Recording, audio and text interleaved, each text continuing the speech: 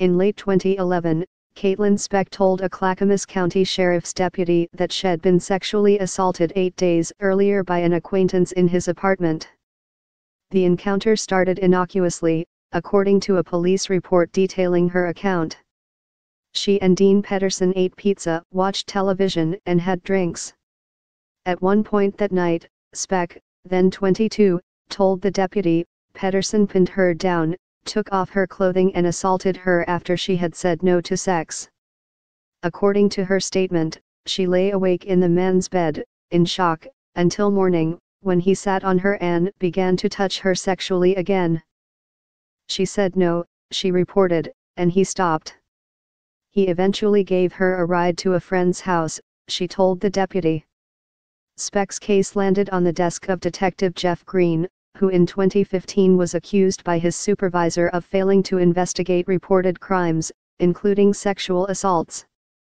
In Speck's case, internal sheriff's office records say, Green told a supervisor he couldn't find Pedersen's address or phone number, even though the original report listed the suspect's name, driver's license number, date of birth and place of employment, typically more than enough information for a detective to locate someone.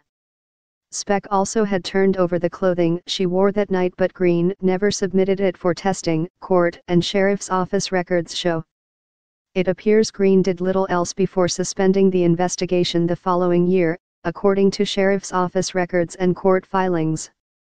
Speck's complaint, the only one prosecutors salvaged from those Green had neglected, wasn't investigated until 2015. That work resulted in Pedersen's arrest in August. Speck, now 28, is speaking publicly for the first time about her experience. The Oregonian/Oregon Live does not typically identify people who report sex crimes, but Speck said she wants the public to understand the impact of the detective's misconduct on the people who reported crimes he was supposed to investigate. It's important to say I had this happen to me, through no fault of my own, and I want people to be held accountable, Speck said. She says she was not informed that the investigation had been suspended. As weeks passed, she assumed police had moved on. She recalled reaching out to the sheriff's office once or twice over the years but said no one knew about her case. I felt like nobody cared, she said.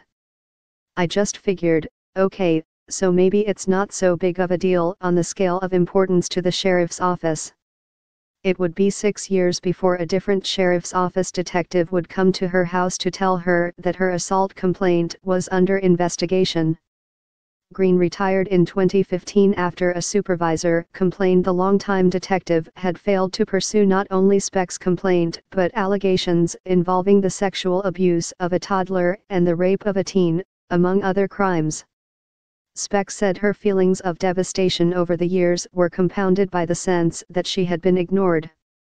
It wasn't until she was contacted in September by the Oregonian/Oregon Live that she realized her case had been assigned to the disgraced detective, who ultimately was convicted of 2 counts of second-degree official misconduct. You can kind of make sense of people being horrible, she said.